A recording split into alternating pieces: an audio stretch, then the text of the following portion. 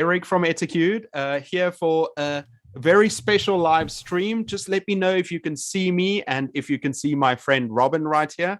Hi, Robin. Hello, and I would like to welcome my audience because we're both going live on our channels. So uh, it might be a little confusing for both of our audiences, but I have my audience, Eric has his audience. So hello to my audience and Eric's audience.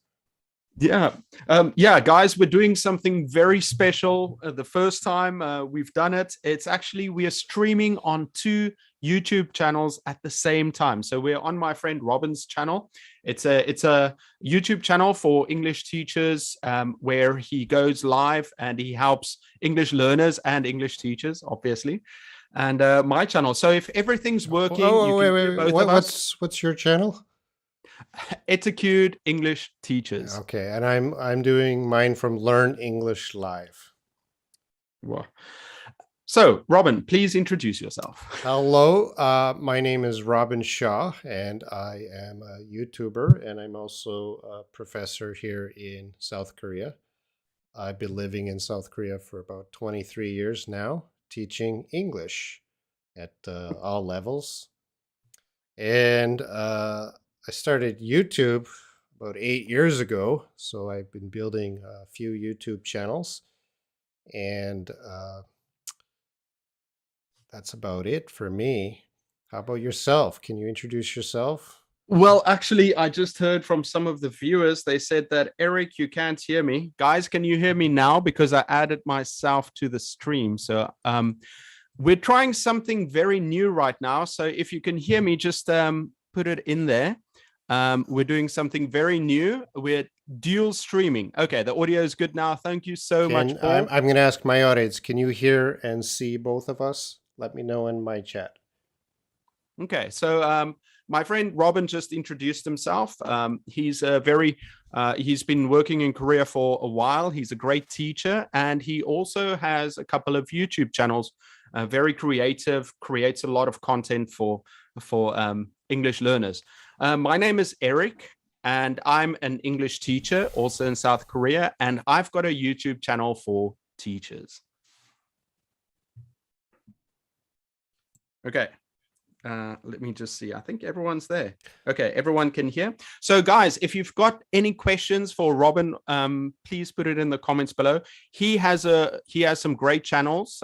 This one is a live channel for English learners, and he also has the Shaw English Online YouTube channel. You should check it out. And the difference between our channels is I teach students directly, and you teach teachers like me, and I have learned a lot from you. So thank you for making me a better teacher.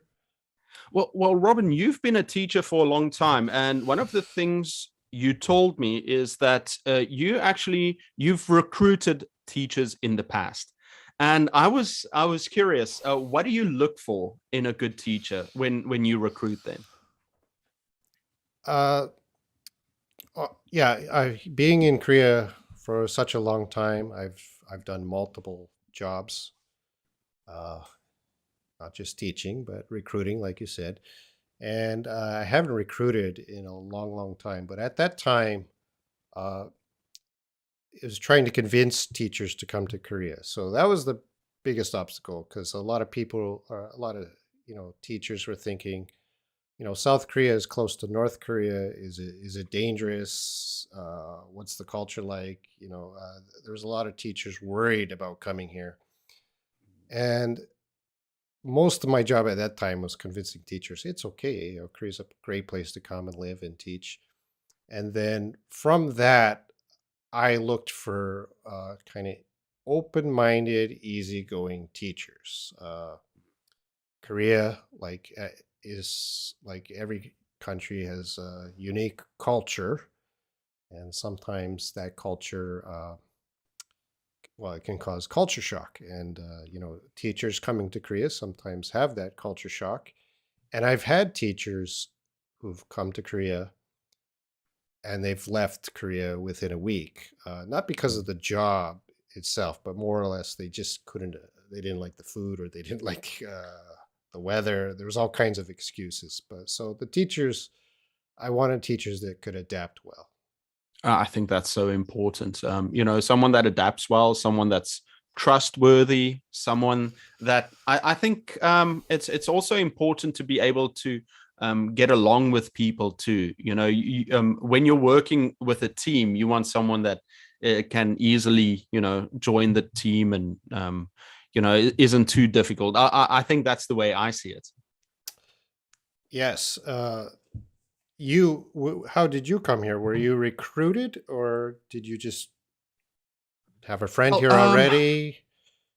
I taught in South Africa, where I'm from, and I wanted to see the world because South Africa is quite far removed from most places, being in the southern tip of Africa. And I did some research on countries to go to with good programs and a good reputation, and stumbled across South Korea.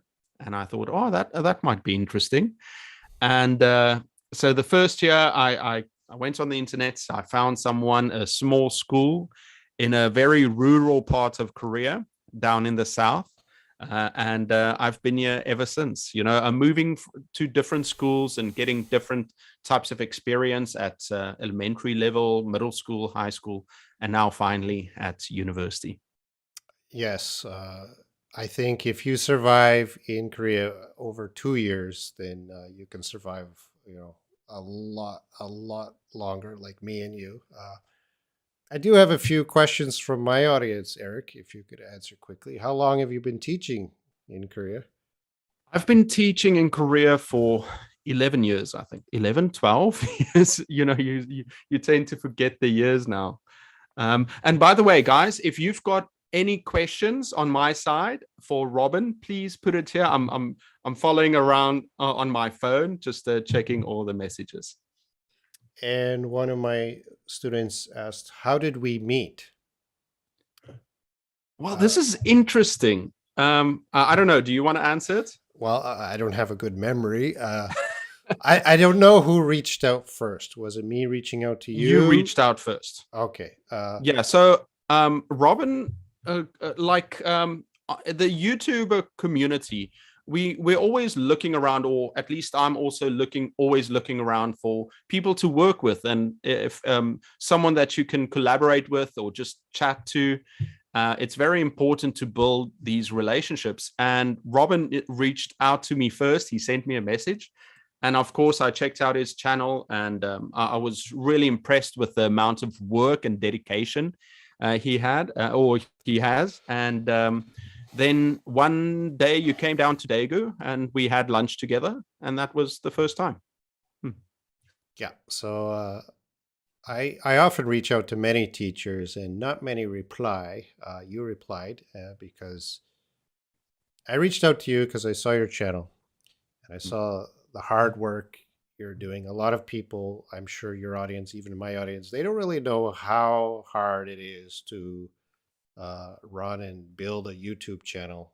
It takes many, many hours during the week, and we don't get much money for this for the amount of time we put in. You really have to love what you're doing to invest so much time. So I saw your channel, and wow, this guy's doing a really great job. And still, congratulations on the growth. I'm always impressed when I see your hard work, Yeah. diligence, and the growth.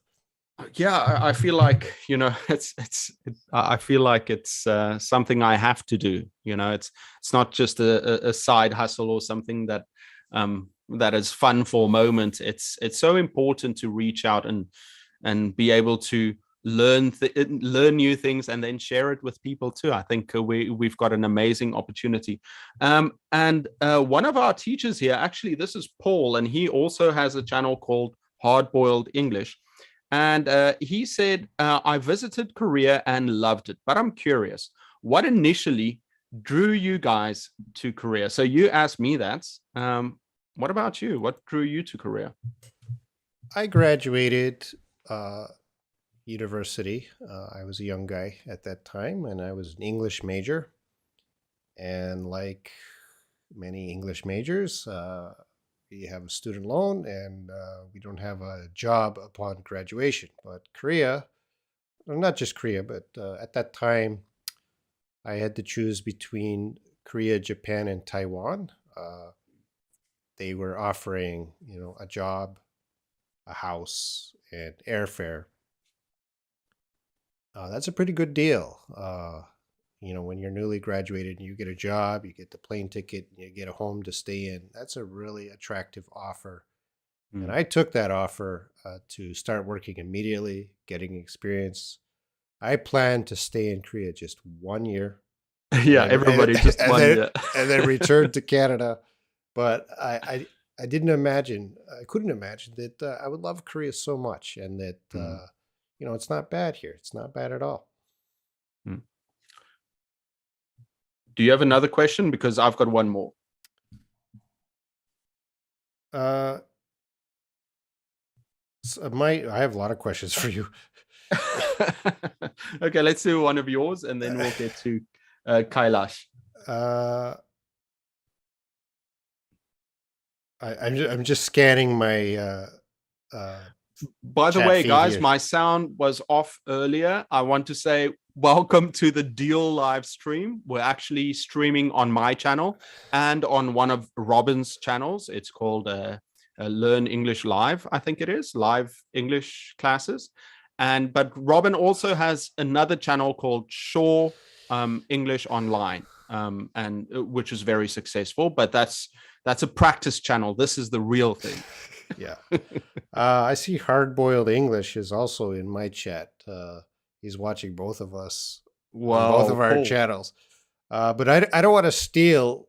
Actually, we do our live streams similar time every week, and I don't want to steal your audience at all. So I try to watch Eric as much as I can. Do you plan to stay in Korea forever? To be honest, I'm getting a bit antsy, and I want to move. I want to have new experiences. One of the questions, and I'm going to answer that further. I just wanted to add this to it. So Kailash asked, could you describe your difficult time in your current area?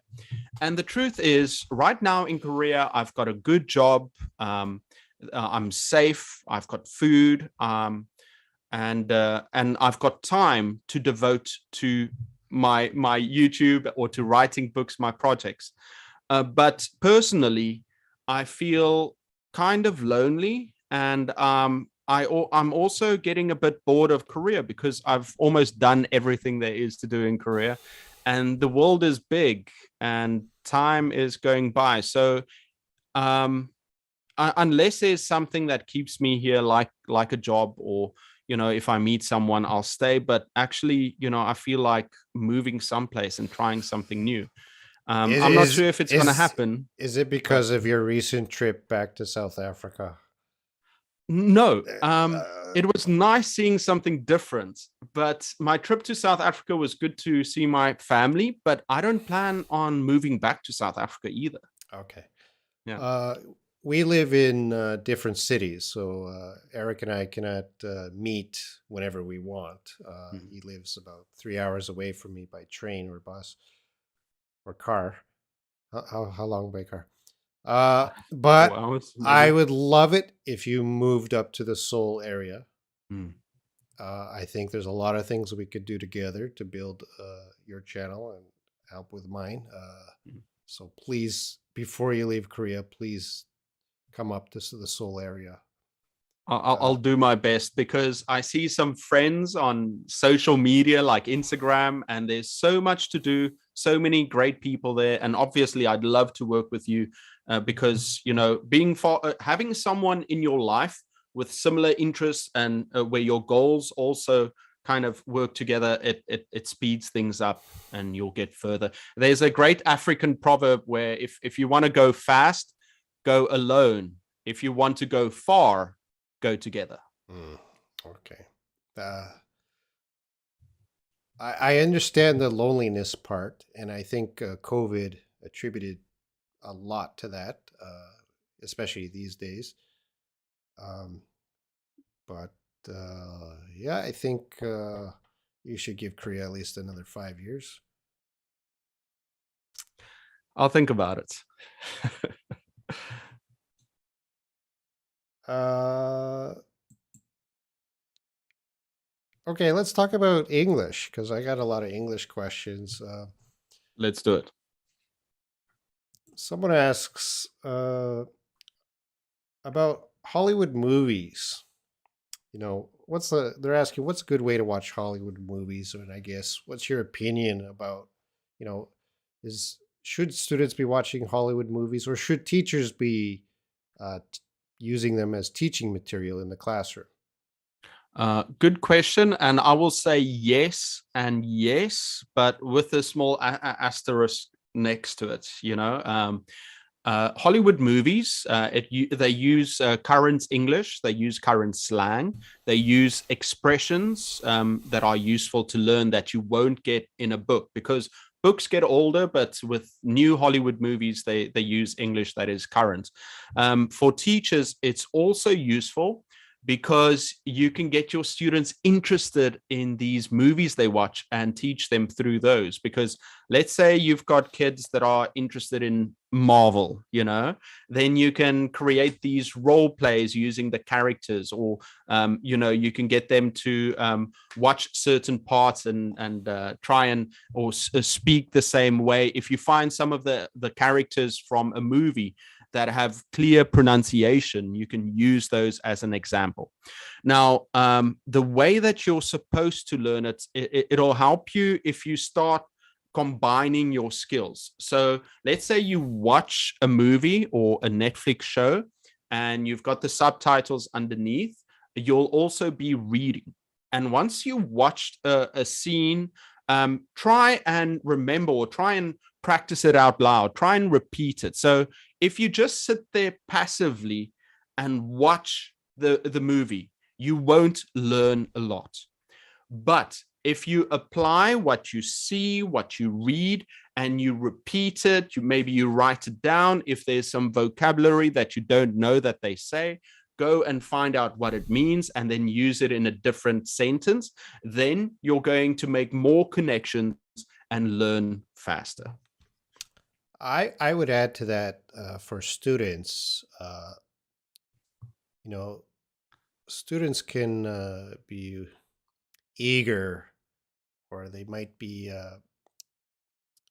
think, it's important to understand a Hollywood movie. That is kind of an indicator of being fluent to them. And I would say, not necessarily. There's millions of people around the world that use business English, which is kind of an international English. They don't need Hollywood movie slang or idioms to help them do business or advance in their career.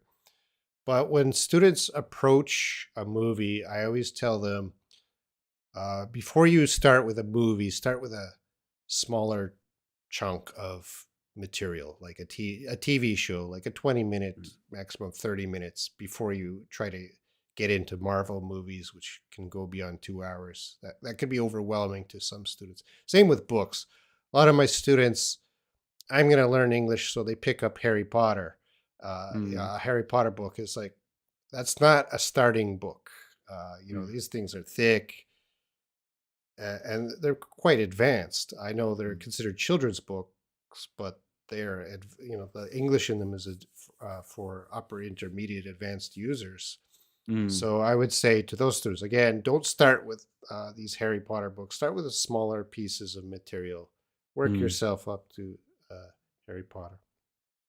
I like what a lot of students, English learners that I know, they watch something like Friends. I know BTS, they're famous. Their leader speaks English quite well, and they asked him, "How did you learn English?" And he said, "Well, he watched the Friends episodes, and what he would do is he would watch it with Korean subtitles first."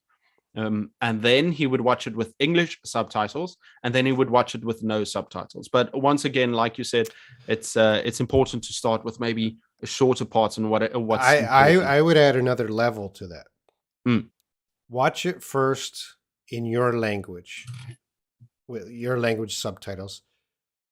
to enjoy the entertainment of it. Mm. So the first time, just watch it as understand it in your language and To appreciate the humor be or the entertained story. by it. You got a good structure of what's happening there. Okay, once the Mm. entertainment's gone, now it's study time. Mm. Watch it with the subtitles. You can read out loud. You can just practice reading, and then you eventually get to know subtitles. So it depends on the student. Each student has their way of learning, but certainly I would agree. Friends is a good piece to start Mm. studying English with. Yeah, great advice. I really enjoyed doing that. Yeah, it's so nice to work with someone, because you always pick up something new, and that's why I like this live stream because I learned so much. I've got a different type of question here. Um, so Amy asked Robin, "What's the name of your channel?" Robin's channel is. Oh, what is this channel called?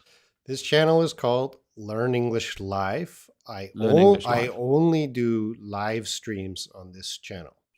Right. So And Learn English Live, and then his other channel is called Shaw Online English. But we've got an interesting question. It's not about English. It's actually Habib says here. Thank you for being a great inspiration. My question is: I opened up a language school to teach English in Morocco, but I'm struggling to find students. What do you think I should focus on when it comes to marketing? What are your best marketing strategies I can follow? Now, this is an interesting question to me because I've never had this question, and it kind of forces us to think about, how would you go about marketing something? Do you have any ideas or yes, thing I that you can do. mention? I in 2016 I opened up a language school with a Korean partner of mine, and we had the same problem. How do we get students? What I did, the first thing I did was I did volunteer. I volunteered at the community center. There's a local community center. I volunteered there to teach English. So I only went there once a week, and I taught. Uh, the school I opened was teaching kids. At the volunteer center, I was teaching adults. I was teaching the moms, the grandparents, Mm. and then they brought their children and they know me, they liked me, they felt comfortable with me. They started to bring to my school. And then another thing I offered was because I was teaching kids, I offered free morning class for the moms, Mm. free. So every day for that class was 45 minutes. The moms would come to the school. I would teach them for free, and then of course they know me, they trust me, and then they would bring their kids, and that worked well. I had to close that school for other reasons, but offering some free service to the community really helped make me known, trusted. So of course we had the traditional ways of advertisements and sending out advertisements to thousands of houses, but that wasn't very effective. The offering some sort of free service to the community really brought in the kids. I think it's so important when I look at successful language schools, they've been integrated into the community, so the parents know the teachers and they know the owner, and the owner knows all the kids. And it's really important to establish yourself within that community. And I think that's what you did with your school by getting to know the parents and offering to help for free. So yeah, if you're not well known in the area already, you've got to create those connections and earn their trust and know who you are. So that's a great tip.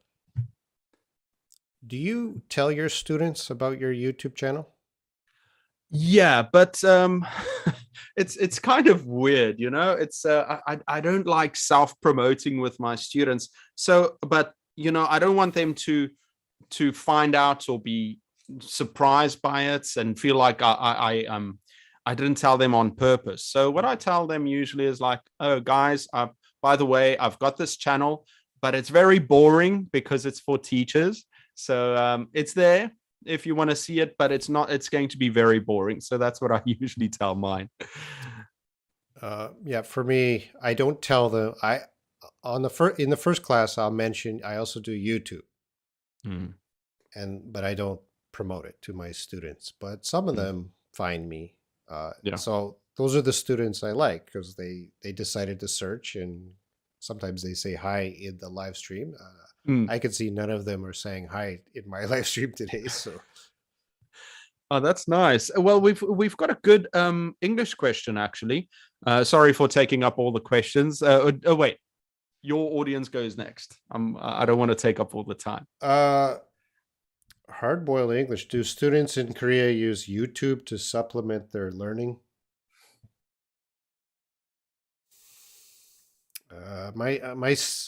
You know, my students love YouTube, but I think they just use it mainly for entertainment, not Mm. learning. Yeah, there are other channels that they use for learning. So actually, I don't. It's so difficult for me to edit videos and to work. So I go to this study room. I pay for a study room or once a month, and I go in, and many students are in there. And the way that they study is they've got video lessons on other platforms. So I don't think they use YouTube strictly for entertainment. I feel like the mukbangs and the gaming videos. I might be wrong, but I see them on different I platforms think there's learning. many companies, education companies that have their own video platforms, Mm. and they're very successful at Very marketing. professional, yeah. Yeah, but YouTube itself, they don't watch my videos for to Mm, learn English. My audience is about 2% Korean. So mm. for my both my channels, actually, although I'm in Korea, my audience is not Korean. How about your audience? Do you know the numbers on? Yeah, Korea is probably just me watching my own videos. No, most of my audience, it's 15% USA, 15% India, and then yeah, then it's kind of spread out over South America and the Middle East, and also some in the Philippines and places like that. So yeah, not many in Korea. Yeah. So Mm. Koreans don't really like our channels, I guess. For We should start a mukbang or a gaming channel. Um, Here's a question by Nelson, and he said, "How to deal with a bunch of vocabulary when reading a book? Is it appropriate to have a good dictionary?" uh, yeah, well, I think reading is key to learning English. Mm. And when you're answering these questions, it's important to know like how old you are. There's a big difference if a 10-year-old starts reading English and a 40-year-old starts trying to pick up the language. Uh, the younger you are, the easier it'll be to pick up the language and start reading. And then, when you encounter new vocabulary, it depends on the student. I try to train students to not go to the dictionary unless they absolutely need to. So I want them to practice figuring out the words or guessing the words by context as much as possible and not stop the flow of reading. So, you could read, you hit a word, okay, you go into the dictionary and writing it in your notebook. You're kind of stopping the flow of reading. So, yeah, sometimes you have to check the dictionary. I understand that. But I usually tell my students if you don't understand the word, try to guess is it essential that I go to the dictionary right now? And if it's not, please just keep going. Try to get that flow, keep reading. Uh, and it's very important to read at your level. So, again, if a student Mm. says, I'm having difficulty reading these Harry Potter books, I'm like, stop right now. That's not your Mm. level. So, I usually tell students you should, when choosing some reading material, you should definitely understand more than 90% of the page.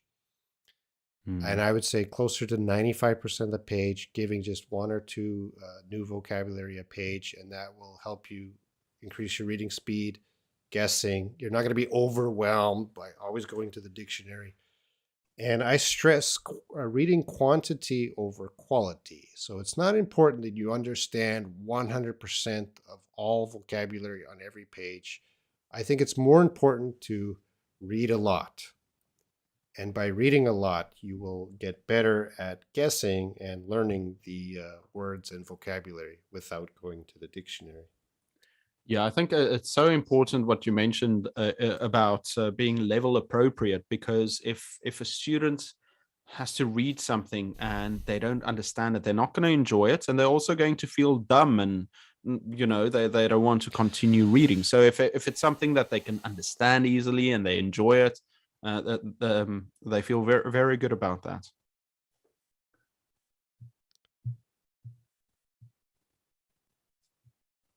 Hi, Robin and Eric. What is the secret to learn faster English?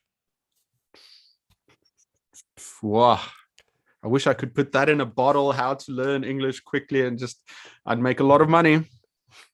I usually tell my students, no, there's no such thing as fast. It's to learn a language requires hard work. Wherever you are in the world, whatever language, you got to put in the time, effort. Uh, No quick fix. the quicker you understand that it's a lot of work, the faster you'll learn the language. If you're Mm. always trying to take these shortcuts, you could spend years trying to learn a language. So the quicker you learn, hey, I have to give this language time. I have to study a lot. The quicker you'll learn it. Yeah, I think accepting that there's no quick fix. You're not just gonna get it. I think in today's environment, a lot of people are promising you things that are easy and quick, and it doesn't hurt. But if you want to get good at something, you're going to have to invest the time. But I do want to say that there's also a way of doing it. Understanding how to improve. So having a game plan. How much are you going to read? What type of topics are you interested in? How will you improve your vocabulary? Because a lot of people, perhaps they try to learn something, but not in the best possible way. So your question might be, well, guys, what is the best way to learn English? And that might be Well, difficult too. that is our role. Our role, because you're teaching teachers, I'm teaching students, our role is to point. Hmm. They come to us and we say, go take a look at this, or go do this. We're pointing, giving the advice.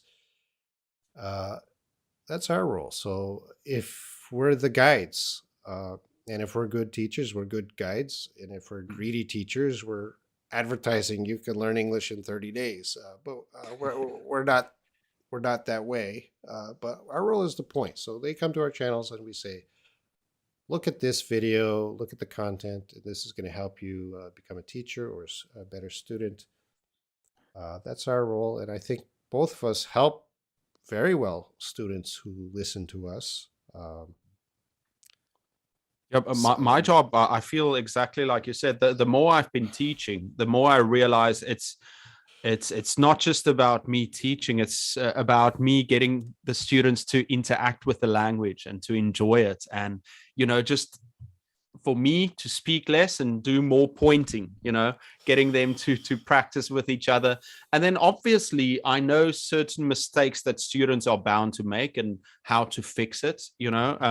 A bit, you get that with experience, but the more I teach, the less I actually speak or but instruct. when I have when I have a class, I have them for at the university. I have them for 15 weeks. Uh, but I don't. I look at the big picture. They're going to be learning English long after they leave my class.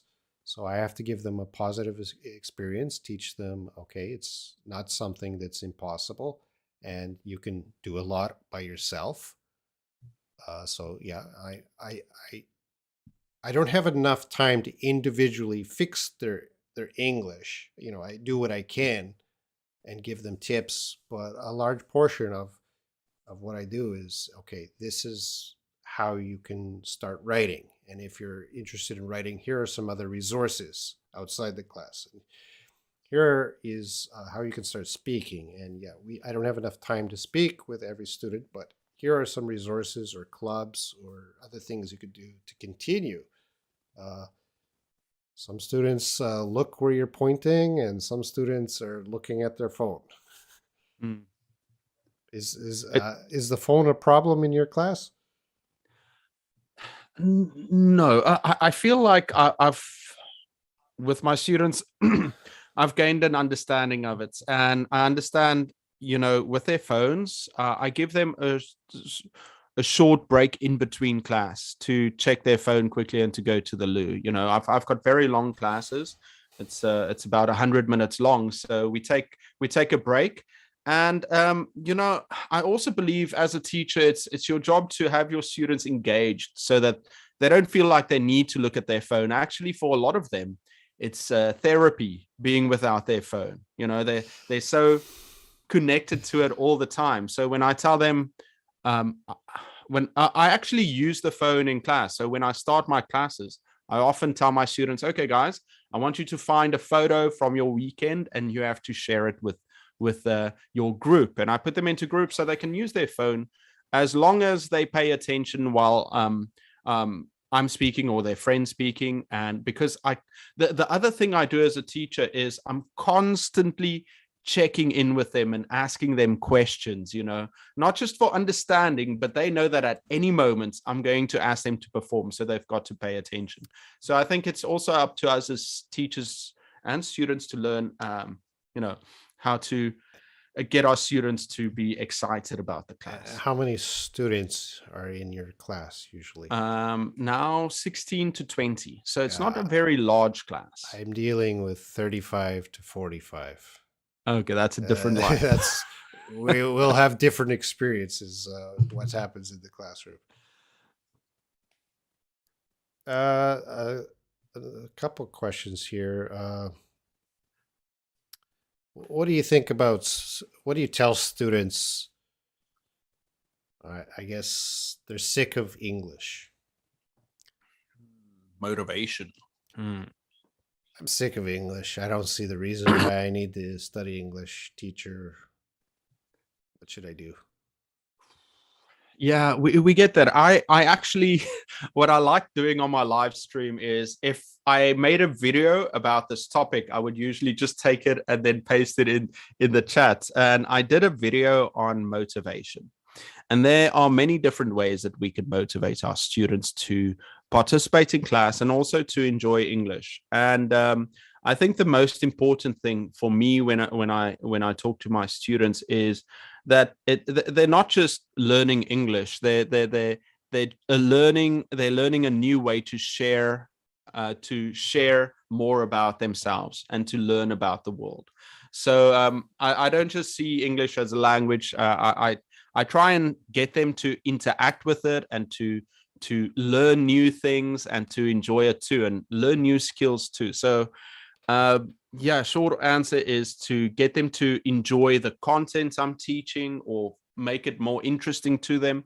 And also, I mention it in class, but also some of the external values, the value that English has, as when they travel or when they want to watch a movie or when they want to interact with new people outside of their environments. So there are lots of practical uses to English, but I think internally that they've got to be motivated too. And does that advice also extend to teachers? If they say, I'm sick of teaching. The funny thing is, I go onto Reddit because I'm always trying to kind of see what's going on in the world with teaching, and maybe I read something interesting. But 90% of it is just teachers complaining about difficult things in life, and I'm not saying that it's not true. It's just it's very difficult when you're in that negative mindset. It's important to enjoy your job, but it can be difficult.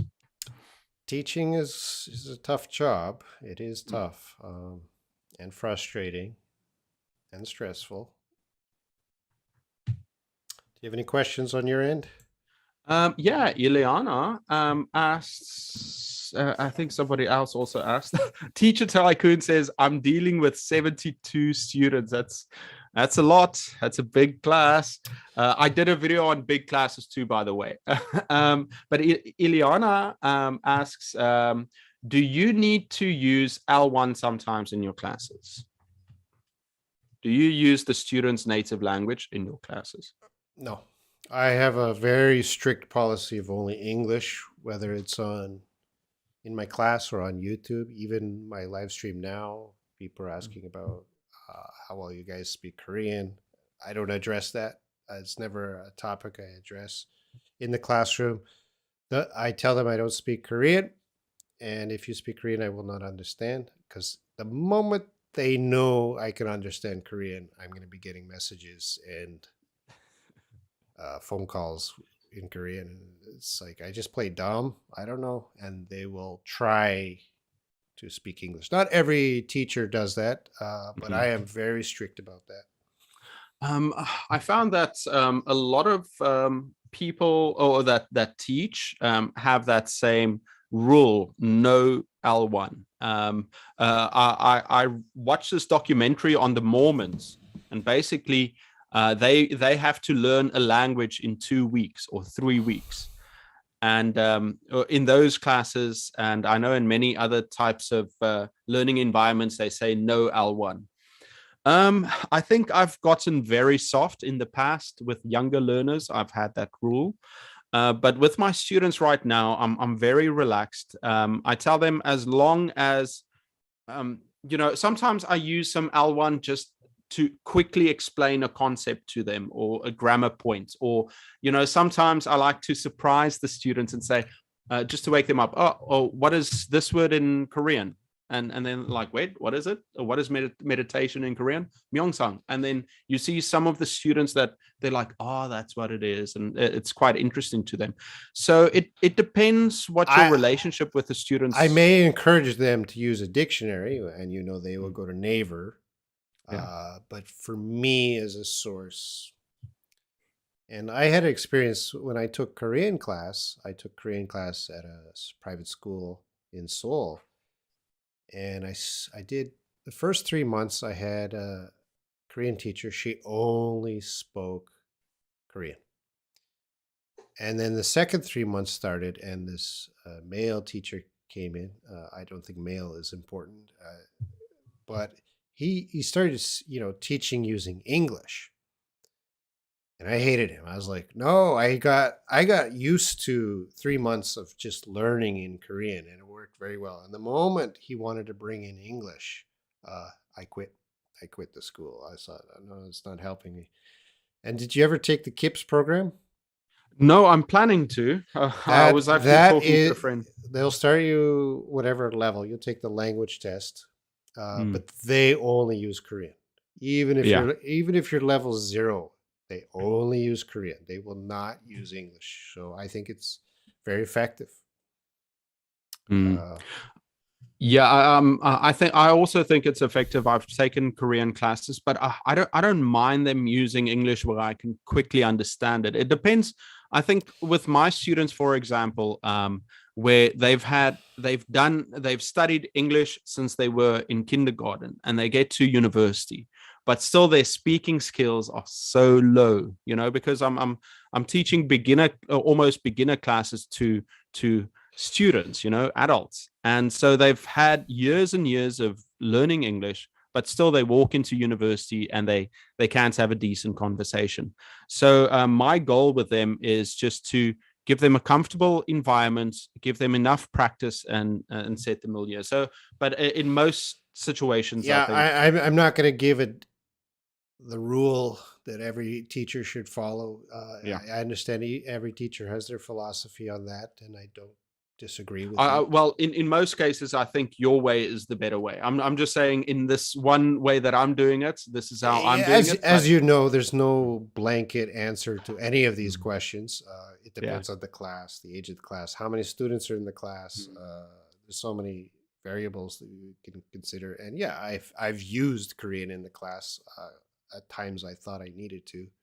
mm. Uh, Or when it's funny. well, yeah, if you speak Korean in the class, you'll get a laugh, Mm, and sometimes you need that laugh. But I will speak Korean if a student comes to me with a very serious problem, like, mm, oh, we have to address this problem and we have to communicate in Korean. I will do that. mm, But if they're coming to me and they want to they're trying to express what they did on the weekend. Mm.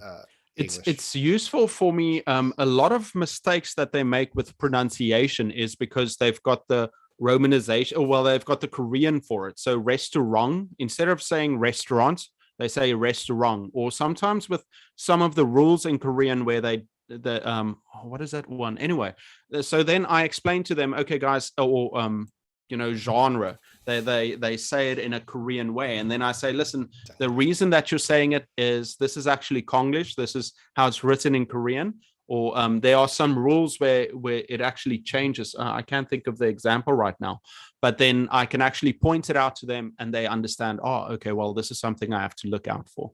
But in most cases, I think less or 0% L1 is better. Well, I have a question here. What mistakes do you find most annoying that students make? Very Uh, easy. I tell my students that it's okay to make mistakes. I want them to feel comfortable. I want them to be confident, and I want them to just speak so that they can improve their speaking and enjoy the language. But if there's one mistake, I'm going to constantly point it out to them. It's when it's singular, and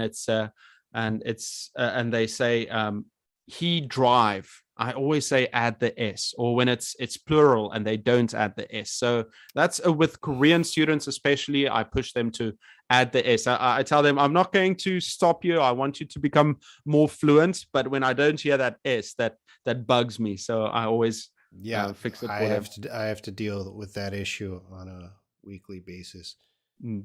And I think if I had to generalize Korean students, of course, forgive me, I don't mean to generalize all Korean students. There's a lot of great students, but I think compared to other countries, they are quite shy and not, because of cultural, uh, in Korean culture, younger people are kind of taught to be quiet when older people are talking.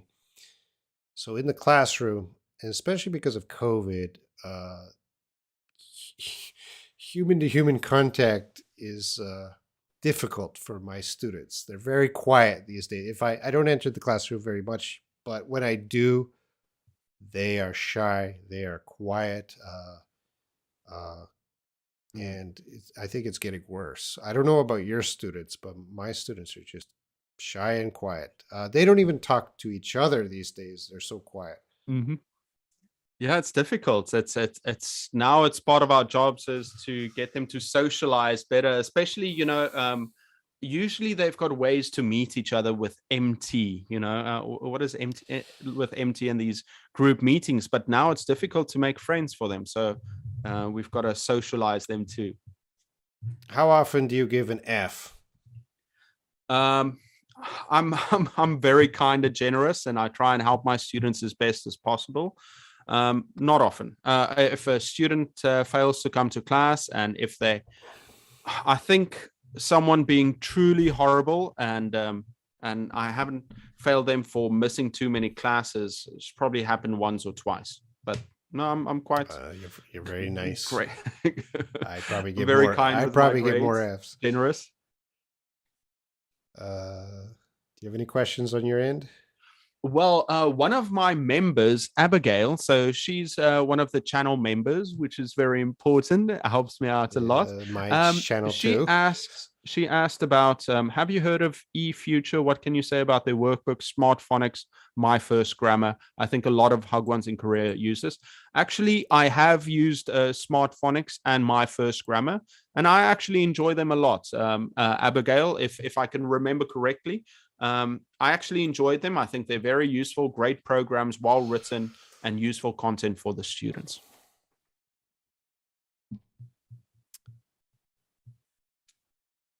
I don't. Okay, one last question from Teacher Tycoon. He says, I'm planning to start a grammar workshop for summer holidays with a very minimum fees just to help the students and to make them ready for next year. Any advice you would like to give me? So a grammar workshop. How's your grammar teaching? I think sorry. I'm not a grammar teacher. I side with more of reading as the key to acquiring grammar. So I know around the world, a lot of teachers will focus on the strong grammar background. And that's a way. That's a way. That's just not what I do. I usually encourage my students to get away from the grammar book as quick as possible and start acquiring English through immersion in media or especially books. In my job, I have to teach grammar, but I lightly touch on it. It is part of the lesson, but I will make a speaking activity using that grammar. But really, I don't like teaching the meta language, whereas subject object. I don't like to break down anything I teach into the language that teachers need to know for grammar, the grammar language. So for him, some parent, it depends what, if it's a business, it's what the parents want, right? So if you're for a profit business and the parents want you to teach grammar, you teach grammar. When I had my school, the thing was vocabulary lists. The parents asked me to give a vocabulary list of 100 words for them to study every night. And I'm like, I want them to read, that hour or 2 hours. I'd rather them just reading instead of just studying. But, they're paying and that's what they want. So I was kind of forced to do what the parents wanted. But so if parents are paying for a grammar course, give them a good grammar course. Uh, but try to win those parents over to a different way of learning if you believe Yeah, it. I can see what you mean with that. I think for myself, the way I teach, I always preach, engagement and getting the students to talk and to use the language, especially in a way that it's useful to them and practical. So I try and do more of that. But I think why parents, the good thing about grammar and vocabulary is that it's measurable. What I mean with that is, so if you're teaching and you're teaching something with the grammar, once you're done with that you can basically check it off. And in the future, if the students say, "Oh, you know what? I don't know how to measure how much I've learned this semester or learn for the summer camp," you can say, "Okay, well, you did past, present, you did this, so you did all the different grammar." And it's the same with vocabulary. So why the parents ask for it is because you've got that vocabulary that you can check off that you learned, and so the students gain confidence from it, and for the parents, they also feel like the learners are learning something that's provable, rather than saying, "Oh, you know what, I read some books." It's like, "Oh, well, what did you learn from those books?" You're like, we know how important it is. I'm just saying that because for me the speaking part is important and for you reading is important, and both of them are important. But I just think that with grammar and with vocabulary, it's a way to prove how much they've learned. Yes, but learning English is not a subjective concept; it's objective, which means there's a lot of research going in to prefer. I'll use a safe word: preferred ways to learn. And of course, research always tends to go towards the acquiring side, not the direct studying side. So, Mm.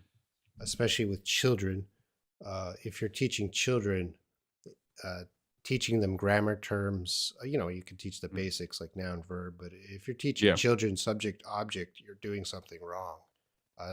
Children learn without knowing the names. We learned without knowing the names of Yeah. the grammar points. Uh, I'm trying to move along here. Go for it. I got a comment here from Farida. Teacher Eric, I like your positivity. Thank you so much. I really appreciate that. We've Uh, got so many great there, people here too. I just want to mention, yeah, Yunmi says she's from Seoul, and also KH Kim from Busan. So we have some viewers from Korea with us. Oh, you're lucky. I have no Korean viewers. Uh, when your students try to get you angry or irritated, how do you deal with it?